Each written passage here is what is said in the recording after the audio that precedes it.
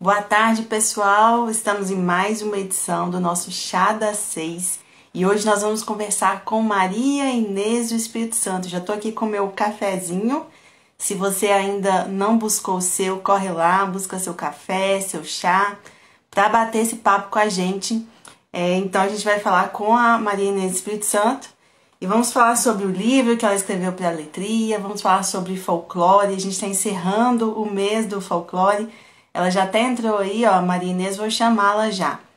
Então, se você ainda não buscou seu cafezinho, corre lá, busca seu café, seu chá e vem tomar um chá com a gente. Aqui em BH, onde a Letria fica, tá bem friozinho. Então, hoje pede uma bebida quente, né? Vou chamar já a Maria Inês pra gente começar esse papo logo.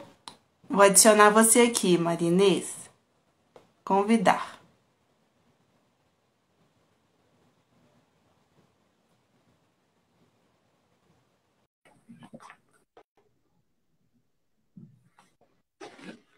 Vamos ver.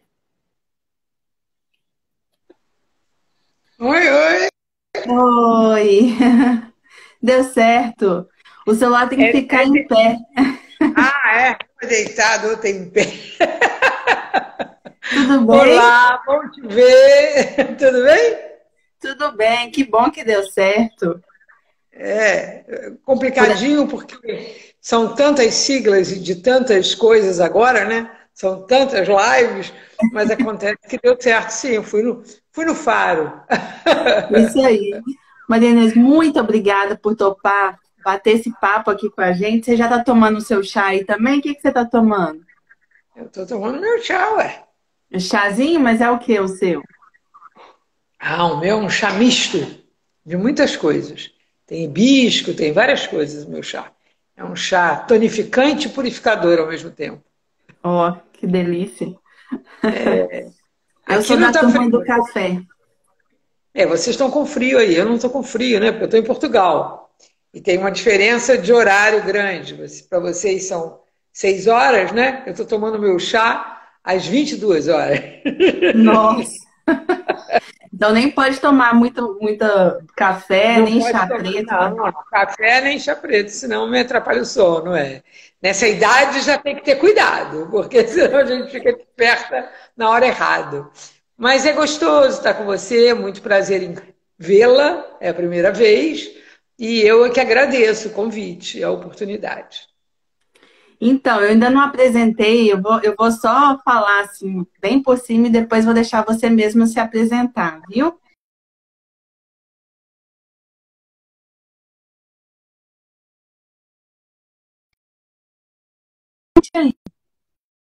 Cláudia de Paraty, a Dulce, muito grata, minhas amigas, a Mirna Portela, que também é escritora, está tentando entrar e também está com dificuldade de entrar, mas ela vai conseguir.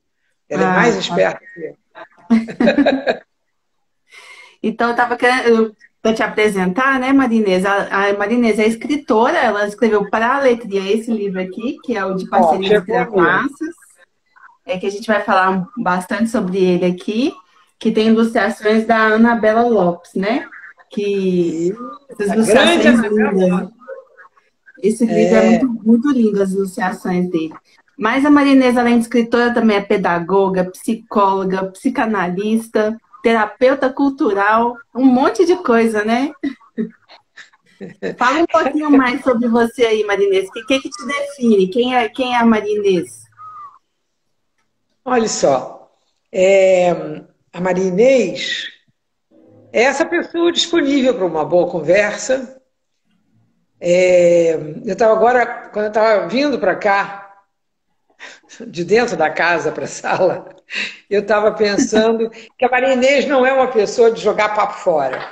A Maria Inês é uma pessoa de gostar de conversas que tenham conteúdo. É isso que é a Maria Inês. E por isso é que falar sobre literatura, falar sobre os livros que eu trabalho, sobre outros livros que nem foram escritos por mim, mas pelos quais eu tenho maior admiração, é um assunto muito grato para mim, porque eu gosto de aprofundar as conversas. Eu gosto Uhum. de conversas que deixem a gente no final com interrogações e com vontade de quero mais. Mas quem mais eu sou? Eu sou uma pessoa que estudou para ser uma educadora, então, pedagoga, porque eu estudei para ser uma educadora. Psicóloga e estudei psicologia para me tornar uma psicanalista também. Fiz a formação em psicanálise, mas você falou terapeuta cultural. E aí isso é importante dizer, porque é na junção do que eu colhi da educação e do que eu vivi na educação, da experiência que a educação me deu, mas aquilo que eu colhi nas culturas populares, no meu estudo de culturas populares, na minha dedicação e pesquisa, as duas coisas se juntaram e me levaram para, na psicanálise, ter um comportamento um pouco diferente do que o tradicional. É claro que eu, como psicanalista, me baseio nos teóricos, principalmente em Freud, e muito em Winnicott. Mas foi impossível não deixar que as histórias e os fazeres das culturas brasileiras fossem permeando o meu trabalho. E quando eu me dei conta, eu vi que eu estava conseguindo realizar um trabalho do qual eu me orgulho muito, porque é um tanto pioneiro, de fazer das histórias dos nossos ancestrais, dessa terra que a gente chama de Brasil, uma ferramenta para facilitar as ligações que são necessárias de se fazer num processo psicanalítico inconsciente. Então, isso aconteceu quase que por acaso, no meu prazer de contar as histórias, mas depois que eu vi o quanto aquilo era, não curativo, porque eu não gosto da palavra cura, mas transformador, eu resolvi que ficava melhor para mim o nome terapeuta cultural. E me dava mais liberdade também, na medida que eu não precisava estar questionando o fazer de ninguém. Eu estava simplesmente inaugurando o meu fazer. Como foi também na educação, porque eu fui fundadora de uma escola em Petrópolis, a Escola Viva, em 1973. No final de 1973, eu criei uma escola que foi a primeira escola no Brasil que aceitou qualquer criança de qualquer natureza numa mesma classe comum. Então, isso que hoje se fala, a inclusão, não sei o quê, eu trabalhei isso desde 1974, naturalmente, sem fazer alarde e sem ter me proposto a isso, também aceitando o desafio que a vida me trouxe. Então, não tem eu me nominei terapeuta cultural, ou eu fiz uma escola assim porque eu vi antes. Não, eu simplesmente fui aceitando os desafios que a vida me trouxe. E hoje, aos 72 anos, que eu tenho 72 anos, eu moro em Portugal, onde eu estou terminando, fazendo agora, essa falta a defesa, um mestrado em educação, onde eu tive a sorte, a bênção de que me fosse pedido para eu escrever sobre a minha formação. Então, o tema da minha dissertação é a minha história. É isso que eu estou te contando. Que legal. E isso, para mim, quando que é que você faz a defesa? Para a gente poder ter acesso já. Eu pedi para fazer só em dezembro, porque, para mim, para meus interesses, vai ser melhor. Mas já está entregue e é uma inventariança, porque chama inventariança, porque eu estou propondo pensar o que da história que eu vivi, das experiências que eu tive, pode talvez servir para um futuro provável, porque a gente nem sabe o que será o futuro, mas talvez o que nós temos melhor de deixar de herança são as nossas memórias. E nisso, voltando então para os livros e para as culturas, que nós bebemos delas, nos alimentamos dela, ganhamos energia das culturas, está tudo interligado. Tudo isso faz parte de um mesmo corpo. Uhum. Quem produziu a mitologia indígena foi um pesquisador que já não está entre nós, chamado Fernando Lebes, que muita gente que está aí nos assistindo conheceu, e que foi uma pessoa excepcionalmente dedicada às culturas brasileiras, e do Fernando eu recebi esse bastão. E por isso eu passo ele adiante. Muito legal. Já estou ansiosa já para ler a sua tese. Ó, muita gente falando bastante coisa. A Paula Belmino lembrou que hoje é o dia do psicólogo e está te dando parabéns. É isso aí. Tem dia para tudo, né? Um dia é o dia do amigo, outro dia do psicólogo, outro dia de ontem era dia de uma outra coisa. Eu quero dizer a vocês o seguinte: todos os dias eu agradeço os parabéns e dou os parabéns para meus colegas, mas todos os dias são dias especiais para a gente fazer cada um o melhor que pode. Essa é a nossa missão, fazer o melhor que a gente pode. Muito Não é verdade? legal. Isso mesmo. Esperar o dia chegar, né? Um dia X chegar para poder fazer, para ser feliz ou para fazer o melhor que pode, né? Encarar todos os dias assim, né? Exatamente. Então, celebrar todos os dias, mesmo em pandemia, mesmo em isolamento social, celebrar que a gente tem coparticipação nessa criação da vida. Né? Nós somos co-criadores. E a gente precisa se responsabilizar por isso e fazer o nosso melhor. Isso aí, muito legal. A gente já está aprendendo com 5 minutos de live, gente. Vocês sentem como é que vai ser essa conversa.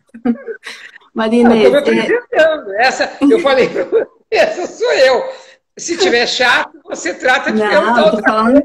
tô falando que a gente já está aprendendo. A gente já está aprendendo com 5 minutos de live, isso que eu estou falando, já está bom demais. Mas eu queria que você falasse um pouco mais, porque eu sei que você é estudiosa dos mitos, né? Os mitos populares. E você falou um pouco sobre a sua carreira. Como é que você faz essa junção? Como que você traz os mitos populares e leva isso para a sua prática da psicanálise, né? Como é que funciona isso na prática? Na prática, funciona... Quer dizer, na realidade, vamos lá. Eu estudei e pesquisei mais os mitos indígenas, dos povos ancestrais da terra onde a gente está, chamada Brasil. Pindorama para os índios. Mas não foi só tintim para você. Entendi. Não foi só mitos indígenas que eu trabalhei no consultório. Na realidade, o trabalho de consultório exige uma atenção flutuante, que é a gente estar em contato com aquilo que não é óbvio, né? Então, um paciente está falando de alguma coisa e aquilo, se você está nessa postura de ter atenção flutuante, que entra em contato, a tendência é fazer o contato inconsciente para inconsciente. Então, você percebe intuitivamente o que é que aquilo ali, aonde é que aquilo se liga. Então, isso aconteceu a primeira vez com os mitos indígenas. Uma paciente me contou uma parte, ela estava num processo de análise que estava difícil de evoluir, ela me contou alguma coisa que me fez pensar. Quando eu ouvi um mito depois, eu me lembrei dela. E eu falei, vou contar esse mito para ela. E quando eu contei, o processo terapêutico que estava meio emperrado, que estava ali difícil, deslanchou. E aí eu percebi o poder que o mito indígena tinha. A partir daí, não só com ela, com outras pessoas. Mas, não, como eu disse a você, não é só mito indígena. Eu posso contar uma história sufi, eu posso contar um dos livros, uma história tradicionais. Normalmente, eu não conto história lendo. Eu conto história falando, porque eu acho que permite uma outra interpretação. Também não decoro história. Então, quando eu quero ser fiel à história de alguém, aí eu leio. Né? Por exemplo, eu dou grupos de leitura do livro Mulheres que Correm com os Lobos. Eu faço grupos de leitura desse livro. As histórias que a Clarissa Píncola Estes conta, eu leio. Eu não me meto a pegar a história dela e contar do meu jeito, porque aquilo ali tem uma intenção de transformação, feita por ela. Na minha prática, na minha criação, eu conto do meu jeito. Então, assim, os indígenas normalmente são os mais velhos, os anciões, que contam histórias à noite, na beira da fogueira, como transmissão e também como ensinamento. Ensinamento natural, sem precisar falar, isso é para você aprender aquilo, não é assim como as fábulas. Moral da Sim. história, não tem moral da história. Aham. Cada um vai tirar a moral da história. Mas, quando eles contam, eles têm o jeito deles de contar. Eu não conto como indígena. E nem a minha intenção é de contar como indígena. Exatamente porque a minha intenção é de aproximar a nossa sociedade, que é tão carente, que é tão desprovida de tudo, dessa sabedoria, que é enorme, que é maravilhosa. Hoje mesmo eu estava lendo vendo, agora não lê, né? Vê tudo na internet, uma reportagem sobre o Washington Novaes, que nos deixou ontem, né? Um jornalista maravilhoso, que fez um trabalho ligado não só aos indígenas, mas à ecologia, e tem um vídeo dele falando do tempo em que ele viveu no Xingu, e é uma maravilha, ele dizendo da sabedoria daqueles povos, né? Da forma de viver sábia. E isso eu procuro passar, porque eu acho que eu recebi do Fernando isso, Fernando não escreveu sobre isso. E eu resolvi que eu quis para mim essa missão. E eu comecei por causa disso. Hoje tem muitos indígenas escrevendo, ainda bem, porque na realidade são as histórias dos povos deles. Mas quando eu Sim. comecei, o primeiro livro meu foi há 10 anos atrás. Aqui no Brasil não tinha tanto assim. Hoje tem muitos, muitos são meus amigos. Eu já contei mito para indígena que eles não conheciam, Ó, que eles não conheciam, mas que adoraram e hoje já reescreveram, já fizeram a sua versão. Então eu acho que assim, essa é a melhor forma que a gente pode fazer as coisas. E eu já vou logo dizendo, eu sempre peço às pessoas que, ao lerem as histórias, está até escrito no Parcerias e Trapaças, ao lerem a história, depois elas contem a história. Logo no começo, na apresentação, eu digo isso. Após a sim. leitura, o novo narrador passará a ser você, se aceitar o desafio. E assim cada história poderá ganhar uma nova forma, segundo sua própria interpretação e seu desejo de compartilhá-la. Quer dizer, eu costumo dizer assim, não guarda a história para você, não. Porque a história guardada dá dor de barriga. Passa ela adiante.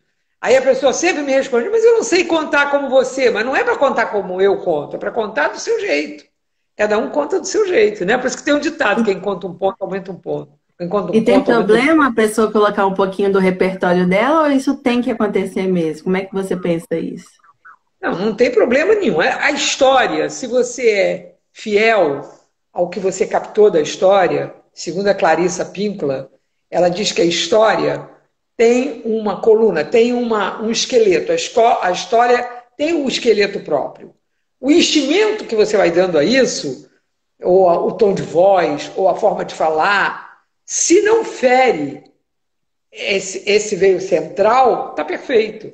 Né? Porque é assim mesmo. Até a forma de narrativa, as palavras que você usa, né? Por exemplo, os meus livros, principalmente os das crianças, têm alguma aproximação atrás, tem um vocabulário, ou então os professores, esse nem tanto, porque esse é um livro já para criança maiorzinha, para adolescente. Os Uhum. professores e as mães, os educadores, os pais, podem estimular a criança a procurar. Hoje em dia é tão fácil fazer pesquisa, né? Não tem nada que o Google não te responda, né? Hoje em dia é fácil fazer pesquisa. É claro que você pode aprofundar mais ou menos, né? Olha aí, a Rosana está dizendo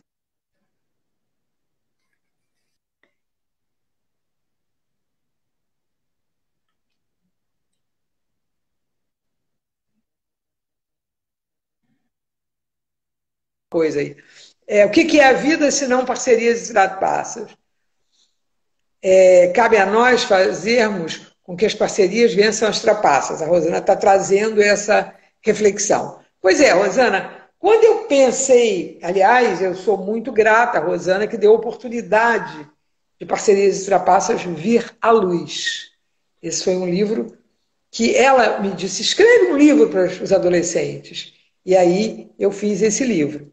E quando eu pensei em de Parcerias e Trapaças, eu pensei exatamente porque é muito comum, quando a criança vai crescendo e entra na pré-adolescência, ela ficar testando o poder dela na competição. E, infelizmente, a nossa sociedade, de um modo geral, é a sociedade da competição.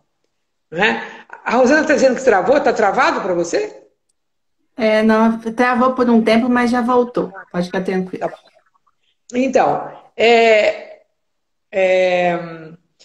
essa ideia de trazer à tona, de trazer isso para que as crianças possam sentir e pensar sobre isso, me pareceu oportuna. E eu acho que é mesmo, porque eu fui muitos anos educadora, né? Então, além dos meus próprios filhos, eu criei muitos filhos de muitas pessoas. Então, o que acontece? Eu sei o quanto a gente vê na nossa vida que se pensa civilizada, que eu acho que não tem nada disso, né? Quanto a gente vê de estímulo à competição. E a competição, às vezes, desnecessária. Até numa festinha de aniversário de criança, você vê a mãe se preocupando se o filho vai ganhar mais bala que o outro, se vai furar o balão primeiro, se vai. Então, e aí a criança tendo que corresponder àquilo da mãe. Nas escolas mesmo, a questão das notas, a questão das provas, que ainda são feitas de forma que eu não concordo, quer dizer, de forma comparativa, e na realidade a gente só deveria ter como medida a gente mesmo, né? É aquilo de ser cada vez melhor, mas não se comparar com o outro. Cada um de nós é diferente. Mas como a vida é essa, aí você vai para o trabalho, é a mesma coisa, é competição. Mas então, chega na adolescência, onde acaba. A adolescência é um tempo muito delicado, né? Existem autores que trabalham a adolescência como um período, e a gente sabe disso, de diversas mortes, né? Em que morrem coisas da infância. Né? Morrem os pais idealizados, porque a gente, quando é criança, acha que o pai e a mãe são fantásticos, né? São maravilhosos, são super-heróis. Quando a gente fica adolescente, a gente começa a olhar e ver que eles têm defeitos, que eles não são nem assim tão corajosos, nem assim tão bonitos. Morre a nossa liberdade com o nosso corpo infantil, porque quando é criança tudo é permitido, quando é adolescente as pessoas começam a restringir essa liberdade e vai por aí. Bom, não vamos falar disso, vamos voltar para as parcerias e trapaças. Mas então, nessa fase, é natural que a criança, para se afirmar nesse mundo que vivemos, se meça mais com o outro. Então, parcerias e trapaças surgiu daí, porque na realidade o que nós todos desejamos, pelo menos enquanto estamos saudáveis psiquicamente, é uma boa parceria. Não é verdade? O que eu e você desejamos para hoje? Nós desejamos uma boa parceria, um encontro agradável. Em todos os sentidos, né? Parceria na vida. É isso. Parceria é isso. É estar com o outro numa convivência fraterna, numa convivência de compaixão, numa convivência que faça com que seja sempre um prazer o encontro, né? Seja para ajudar, seja para ser ajudado, seja para fazer junto. Então, mas quando entra a história da competição, acontecem as trapaças. Isso é natural do ser humano, não é à toa que os indígenas criam as histórias. Agora escrevem, mas quer dizer, essas histórias são antigas. Contam histórias narrando situações de que um tenta passar a perna no outro. E aí, o que é muito rico no mito? O que é rico no mito é que o mito, como o nosso inconsciente, ele é amoral. Não é imoral, minha gente, é amoral, ou seja, não tem moral. Também, como o nosso inconsciente, ele é atemporal. Por isso a gente conta mito milenar e se ajusta ao dia de hoje. Deu uma pequena Tem uma coisa para dar ok. Eu dou ok e volto. O mito, ele serve para qualquer tempo, ele serve para qualquer situação, né? Diz aqui com um subtítulo: Histórias de ontem para sempre. Exatamente isso. Né? Então, quando eu trago a história, né? A primeira história, Viado e a Onça. Então, você conta a história do Viado e a Onça, que é uma história até bastante popularizada já, e a gente fica naquela torcida. Por quem é que a gente vai torcer? Quem é que está certo? Né? Porque a gente foi educado assim, quem é que está certo? E o que é bacana é a gente chegar ao final e ver que não tem uma pessoa que está certa e a outra que está errada, ou não tem um bicho, no caso, né? Porque aqui as histórias estão nos animais, até para tirar mesmo da personificação e mostrar que isso é dos seres vivos, né? Claro que os animais se comportam de forma diferente porque eles têm outras naturezas. E os animais, entre si, têm naturezas diferentes.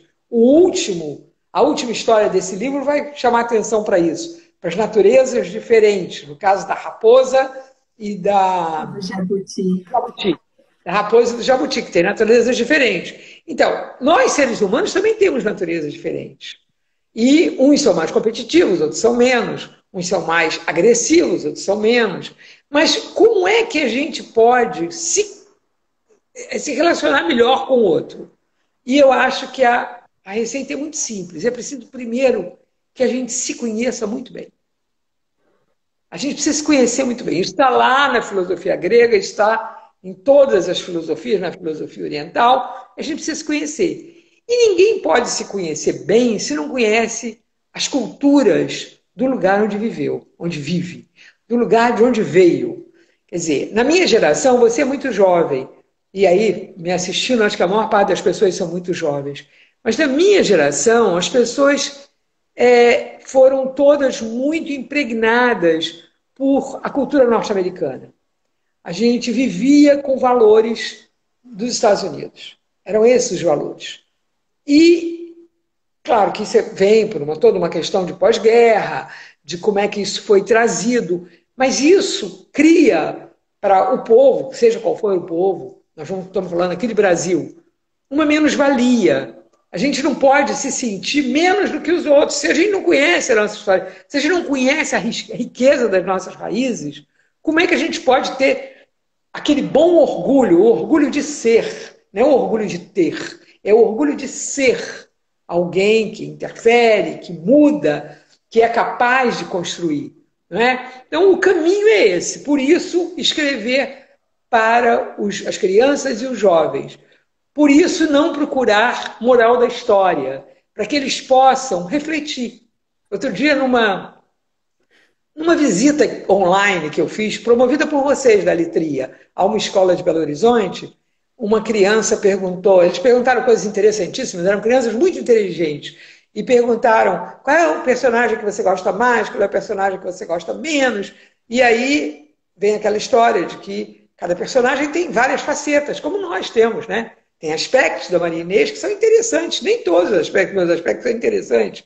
Eu imagino que você pense o mesmo de você. Nós não temos só aspectos interessantes, nós temos aspectos sombrios também. É assim que é a vida. A vida é assim. Agora, se a gente consegue lidar com isso e optar pelo bem, o bem é uma opção. Existe o bem e o mal, é preciso optar pelo bem. E nos dias de hoje, principalmente nesse nosso Brasil, isso é essencial. Que cada um reflita sobre a sua conduta, sobre as consequências do que faz, para que a gente possa não ficar eternamente se dizendo ingênuo, mas poder assumir que é inocente porque não fez o mal. Ingênuo a gente não é. A gente precisa... tem alguém escrevendo aqui, o Brasil tem artistas maravilhosos. É verdade. Ela estava falando, pelo que eu falei, da valorização do Brasil. O Brasil tem tudo de maravilhoso. E tem um aspecto muito sombrio que nós estamos conhecendo agora, que está com muita coisa que está acontecendo, que fica submersa até que, como um vulcão, vem à tona. E tem um aspecto horrível disso, porque machuca, porque ameaça, porque causa morte, mas também tem um aspecto de a gente conhecer o que está lá dentro. Como quando a gente, por exemplo, se emociona. Hoje eu vi um videozinho que está aí na internet, que é uma graça. Uma história feita por uma menina de 20 anos, um menino um menino pobre que não tem sapato, que o chinelo arrebentou. É uma historinha linda. E a gente se emociona, a gente vê e de repente se pega chorando. E a gente fala, gente, não sabia que eu estava tão sensível. Aquilo está ali prontinho para vir. Ou quando a gente está numa conversa com alguém e de repente a gente se irrita. E a gente fala, nossa, não sabia que eu estava tão nervosa assim. Então, esse vir à tona, que a educação diz que não é bom, eu acho que é muito bom. Porque o que a gente não pode é ficar engolindo as coisas e fazendo doenças físicas, que é o que acontece. As pessoas não falam o que pensam, não mostram o que pensam e adoecem. Né? Ou adoecem fisicamente, ou adoecem psiquicamente, porque elas fingem que elas são o que elas não são. Quantas crianças, principalmente mulheres, infelizmente, mas também muitos homens, fazem de santinhos e de bonzinhos e de perfeitos para agradar o outro. E com isso deixa de viver a sua verdadeira missão e a sua natureza. Não é? Que não precisa ser má, mas também não tem que ser para agradar o outro. Tem que ser o que você é, saber quem você é, saber de onde você veio, se orgulhar da música que a sua avó cantava, da comida que a sua bisavó fazia. Não importa se ela morava num palácio, numa choupana, não importa se ela tinha todos os dentes perfeitos, se ela tinha 3 caquinhos de dente na boca, não importa. Não é disso que a vida se faz. Porque isso tudo são cascas, isso tudo vai ficar para aí. O que importa são os sentimentos. O que importa é o que a gente pode trocar de essência. Isso realmente importa. Olha, gente, eu vou falar para vocês que eu já estou até aqui no meu divã, estou sentada aqui, já tô ganhando a minha terapia do dia, não sei vocês. Tá todo mundo falando aí. É terapia, isso é conversa fiada, que é fiada porque a gente não vai pagar dinheiro por ela, mas ela é afiada, porque ela vai provocar que a gente abra novos caminhos. E eu quero ouvir olhar para dentro, né, Marinês? Eu acho que é isso. Acho que é Clau Paraty, deve ser alguém de Paraty aí. Quem que é o Clau Paraty? A Cláudia de Paraty. É fundamental essa fala sobre o orgulho de ser. E é isso mesmo, né? Eu lembro que a gente assistiu aqui em casa aquele filme Bacurau, né? Que é maravilhoso, inclusive, e eu fiquei falando assim com meu marido, gente, que delícia ver a minha cultura, aquela questão do funeral, né, na cidade do interior, eu me enxerguei completamente ali, eu falei, nossa, e a gente fica assistindo esses filmes hollywoodianos, fiquei tão feliz de ver aquela cena, me reconheci tanto, e a mesma coisa com a literatura, né? Parabéns. E olha, eu vou dizer, eu adorei isso que você adorou e adorei quando eles decepam a cabeça daqueles miseráveis todos. Adorei! Me identifiquei com o Lampião, achei aquilo o máximo. A mensagem está dada, porque a verdade é que o que importa é o simbolismo da coisa, é dizer, não se deixe pisar, não se deixe passar para trás, não se deixe humilhar. A Rosana está pedindo para falar da aranha de Ukibungo. Eu vou mostrar aqui, pode falar que eu vou mostrar a imagem. Da aranha. A aranha Ukibungo é das histórias que, na realidade, aqui está dito, inclusive, que é uma história que, normalmente, as histórias da aranha têm, não só, mas essas histórias populares têm também um componente africano, o que é muito interessante. A aranha, nessa história especialmente, é a aranha Ukibungo. Ela é um ser abjeto, que a gente fica com muita raiva da aranha. Porque a aranha faz toda a sorte de crueldade. Toda a sorte de crueldade ela faz. Então você pensa, a história inteira, e a história é longa, esperando que a aranha vai se dar mal, porque é isso que a gente quer. Como nos filmes hollywoodianos, que acaba tudo certinho, né? De preferência com um cantando para cá e para lá e foram felizes para sempre. E a vida não é assim. Então, uma das coisas que uma criança dessa da escola de Belo Horizonte me perguntou foi: eu fiquei assim, que a aranha não foi castigada. E aí eu perguntei para essa criança, e eu pergunto aqui para as pessoas que estão assistindo: e na vida não é assim? Quantas pessoas aprontam e seguem aprontando? O que eu pude dizer para essa criança é que a aranha, da história Aranha o Quibungo, ela, na realidade, ela não tem paz. Porque ela vai estar sempre tendo que fugir. Porque ela apronta, ela não vai ficar ali. Isso acontece com quem opta por fazer o mal. Quem opta por fazer o mal não consegue ter um grupo estável. Porque é aquela velha história. Você engana poucos por muito tempo, muitos por pouco tempo, mas muitos por muito tempo você não pode enganar. Então, o que acontece? Na história da Aranha do Quibungo, eu também, quando conto essa história, eu já conto mesmo que é para as pessoas irem ficando furiosas com ela, porque é isso mesmo. Porque a gente tem que olhar a nossa aranha, porque a gente tem uma aranha interna invejosa, destrutiva. E não é só destrutiva do outro, é autodestrutiva, porque a gente consegue ser muito autodestrutivo. Quando a gente se sabota, quando a gente não cuida das coisas da gente, quando a gente, por inveja do outro, deixa de olhar os próprios valores, a gente está sendo aranha da gente mesmo. Do mesmo jeito que a aranha come lá o quibungo de lasquinha, a gente fica comendo a gente de lasquinha.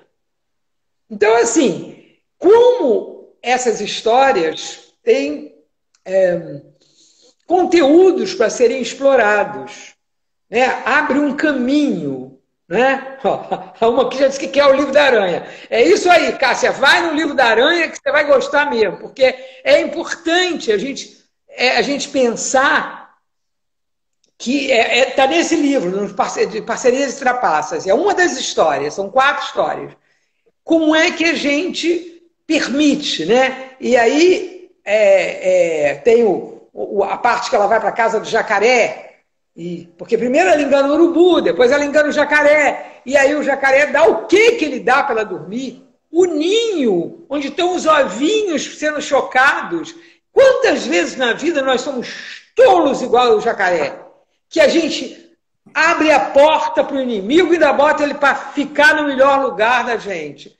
E não estou me referindo só a um espaço físico, estou me referindo também a um espaço interno da gente. Quantas vezes a gente se dê...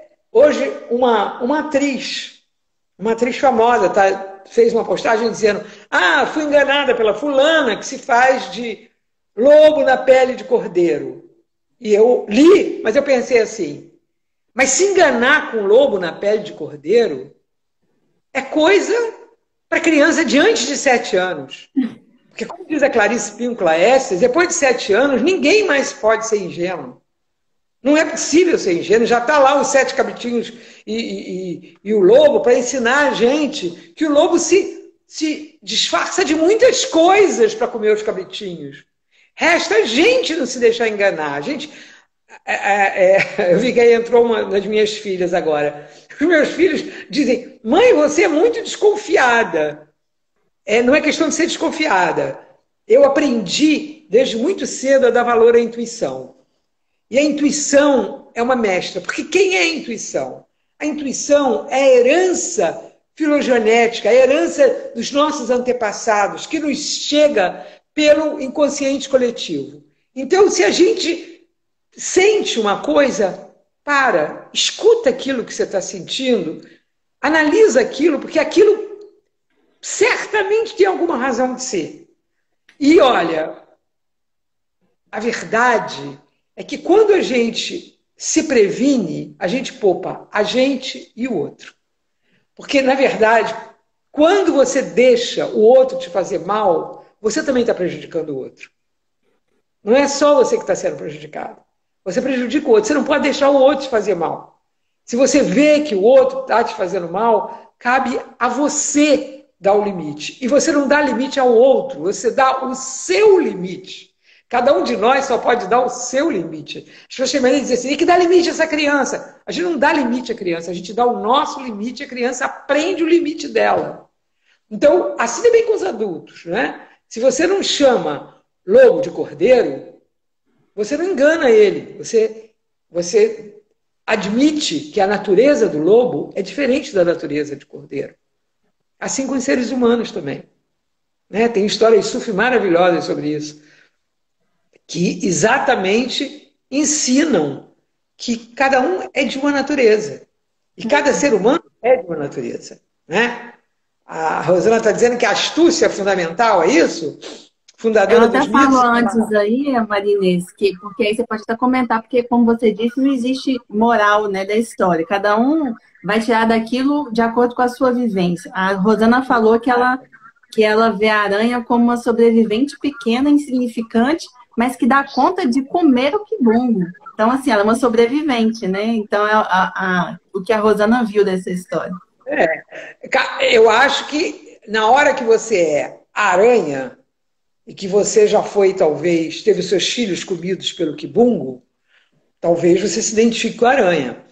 Né? Porque a história do quibungo é que o quibungo é o bicho-papão que comia os filhotes dos outros. O que diziam que comia. Mas, de qualquer jeito, é preciso que a hora que a gente... ela lembrou da fábula do escorpião e sapo, exatamente que mostra a natureza, exatamente isso. É preciso que a gente, ao se identificar com qualquer elemento de um mito, a gente não tenha medo e pense, em que momento eu fui tão ferida que eu precisei comer um quibungo inteiro, porque a aranha é pequenininha, ela não precisa comer um quibungo inteiro. Ela não queria comer o quibungo, ela queria maltratar o quibungo. Inclusive, na história não diz que ela está comendo. Está dizendo, viu, Rosana? A história não diz que a aranha está comendo o quibungo, tá? Ela está cortando o quibungo. Então, é assim,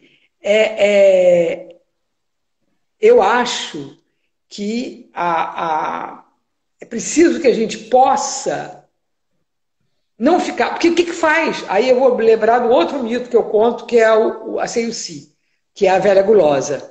O que faz a Seiuci ser tão voraz? O que nos faz vorazes? O que nos faz ser tão consumistas? Por que a gente, quando está triste, pega o cartão de crédito e vai para a rua para comprar o que a gente não pode pagar depois? Ou se pode, o que a gente nem vai usar? Então, essa necessidade de incorporação, que aqui nesse livro está simbolizada pela aranha, mas que é uma necessidade muito premente, que também aparece na Seiuci e em outras histórias, né? Isso é para que a gente possa pensar. E as crianças são assim também, né? A criança, você dá uma coisa, ela brinca com aquilo, ela é dessa sociedade, daqui a 5 minutos ela não quer mais. As nossas crianças. Não são as crianças indígenas, nem... E aí, quando eu estou falando de indígenas, eu não estou falando de indígena aculturado, que já está aqui, que já foi criado aqui, que já estudou na escola daqui, que já tem a cabeça deturpada. Eu estou falando dos indígenas que vivem em grupos indígenas e que foram educados valorizando a natureza. Né? Você tem filho? Você Não. tem filho? Então, mas você já deve ter visto criança pequena que se distrai e fica feliz da vida com uma tampa de panela. Às vezes a criança gosta mais da embalagem do presente, da caixa, do que vem dentro. Ela quer sentar na caixa para alguém puxar ela quer fazer daquilo ali um tambor. Então, nós é que criamos necessidades excessivas para as crianças. Nós é que criamos necessidades excessivas para nós mesmos. Né? Que nada chega, que nada é bastante. Não é verdade? O Wagner está falando uma coisa interessante que tem a ver com isso que você está falando, que ele fala assim, olha, os tempos de hoje revelam que as pessoas dizem gostar disso, daquilo, para serem aceitas. Porque a necessidade de ser aceito pelo grupo parece superar a aceitação de si mesmo. Que eu acho que tem a ver com isso que você está falando, porque às vezes dizem pra gente que a gente tem que ter tal coisa, que a gente tem que ser tal coisa, né? E às vezes a gente não olha pra dentro para saber se a gente quer ser isso tudo, né? E eu acho que a gente, lá dentro da essência da gente, a gente não quer ter tantas coisas. A gente quer ser e ter são duas coisas diferentes. Tem um livro interessante, bem pequeno e bem Pertinaz e o Wagner, que chama, pertinente, que chama A Sociedade do Cansaço, que eu recomendo a vocês. É um livro muito bom, que ele analisa o que está acontecendo com a nossa sociedade, né? Nessa ânsia de se autossuperar, de ser... E também todo mundo agora se sente na obrigação de ser aquele que se faz por si mesmo, e para isso trabalha mais do que pode, não tem sossego, e trabalha mais. E aí entra a história de tomar estimulante, de viver, aí depois não consegue dormir, aí toma remédio para dormir, aí fica triste, aí bebe para se sentir alegre, aí já não sabe mais o que é alegria, o que é euforia, aí já não conseguem mais fazer festas que celebrem datas, mas já vivem nessas festas que, na realidade, são, como diz o Wagner, para ser aceito, para ser visto. As pessoas acham que só existem se forem vistas. E, na realidade, não é nada disso. Isso tudo é um engano, mas é um engano total e completo. E se a gente puder voltar para isso através das histórias, é um caminho gostoso, é um caminho que a gente pode ir e vir, ir e vir. Não é? A gente vai e volta na história. No Jabuti e a Raposa, por exemplo, o que a raposa invejava no Jabuti era a flautinha. A flautinha que tinha sido feita por ele. A flautinha que ele não queria abrir mão. Ela não queria saber de fazer uma flautinha para ela, do jeito dela. Ela queria a flautinha dele. Então, isso é outra coisa, né? Como diz o Wagner. Porque há um modelo de cada coisa e tem que ser aquele. Se a moda é cabelo liso, eu tenho que alisar o meu, que é anelado. Se a moda é cabelo anelado, você tem que fazer papelote no seu. Que maluquice isso, não é? E é tão gostoso que a gente seja diferente, né? Exatamente. Eu estava estudando um pouquinho sobre a inveja, porque eu estava lendo uma história exatamente sobre isso. Aquela da cobra que come vagalume, porque o vagalume brilha, sabe? E estudando sobre isso, fala exatamente isso que a gente está conversando, que esse olhar para o outro e desejar, talvez seja porque você não conhece você mesmo, né? Assim, tem a ver com essa falta de conhecimento de quem você é, para você desejar outro, né? Tem muito a ver também. E na realidade isso se transmuta, porque uma coisa é você desejar uma coisa que você vê no outro, você admira. Você diz, eu olho para você e digo, puxa, é Taine, né, seu nome? Isso. Taine é tão tranquila, eu queria ser assim tranquila. Isso é um desejo, uma admiração. Aí eu posso pensar, bom, dentro do que eu sou, Inês, como é que eu posso me tranquilizar um pouco mais, já que eu admirei isso na Taine? Isso é uma coisa. Outra coisa é porque eu não aguento não ser, ou não ter o que você tem, aliás, não ser o que você é. Eu começo a querer te convencer ou a desmerecer o que você é. Porque, na realidade, eu não suporto que você seja quem você é. Isso é que é inveja. E isso é uma coisa destrutiva para todos os lados. Para todos os lados é destrutiva. Então, a inveja é constitucional. Todos nós temos inveja. A gente já nasce com essa marquinha para invejar. A Melanie Klein diz que a primeira coisa que a gente inveja é o potencial do leite materno, quer dizer, aquilo que parece ao bebê inesgotável. Então vai vendo como é que o buraco é mais embaixo, é fundo para dedéu. Mas se a gente chegou até aqui, nós não somos mais aquele bebê. A gente pode começar a entender da vida, o que eu posso admirar, o que é bom em mim, e entender que certamente é isso. Enquanto ano passado teve o aniversário da uma neta minha e eu levei a outra neta. E uma tem cabelo anelado, outra tem cabelo liso. A que tem cabelo anelado, eu levei as duas ao cabeleireiro porque elas queriam, era presente de aniversário. Elas quiseram trocar de estilo. Uma ficou de cabelo liso, outra de cabelo... Claro que durou meia hora, porque já o cabelo da outra encaracolou e da outra os cachos desceram todos. Mas elas estavam experimentando o da outra, elas não queriam ser a outra. Não é? Mas há pessoas que não dão conta disso e que isso vai corroendo a alma delas. Então, no consultório e na escola também. Infelizmente, na escola também eu vi isso. Mas crianças maravilhosas que tinham tantas coisas boas e que não se valorizavam. E no consultório, adultos que podiam estar super realizados, com potencial tão bom e que não veem valor no que eles têm. Então, é nessa hora que uma historinha fala mais do que qualquer coisa. Então, você conta a história, você vai lá e conta a história, você conta a história. E não interpreta, não. Mito não se interpreta se interpreta em grupo, em oficina, agora, nessa nossa conversa, mas como terapia ou como procedimento de desenvolvimento de alguém, a gente não interpreta, deixa a pessoa dar conta do mito dentro dela. Não é? E muitas vezes depois ela volta, aquela história que você me contou. Né? Ficou cutucando. Isso é que é o bom. Não fui eu que cutuquei nada, é a história. Eu só transmiti a história. Não é? E também quem conta a história tem que ter essa humildade de saber que é um instrumento de passagem de uma sabedoria. É só isso que a gente é. Mesmo que tenha sido eu que escrevi o livro, quando eu estou, nesse caso, eu não inventei essas histórias existem muito antes de mim. E eu digo para você, ainda nas histórias inventadas, por que é inspiração, se não receber também isso que vem, sei lá de onde, não é? Sei lá de onde, sei lá de quantas gerações vêm essas coisas que a gente capta e escreve. Então, à medida que a gente vai estudando isso, é muito bom, sabe por quê? A vaidade vai saindo, o orgulho vai indo embora, a gente vai ficando mais tolerante com a gente mesmo e com o outro, a ambição vai diminuindo. Isso tudo ajuda muito, muito a gente a ser melhor, a viver mais em harmonia e também a ser mais feliz. Vamos combinar que o bom dessa vida é ser feliz, né? Com certeza. E a gente vem de uma sociedade muito de controle, né?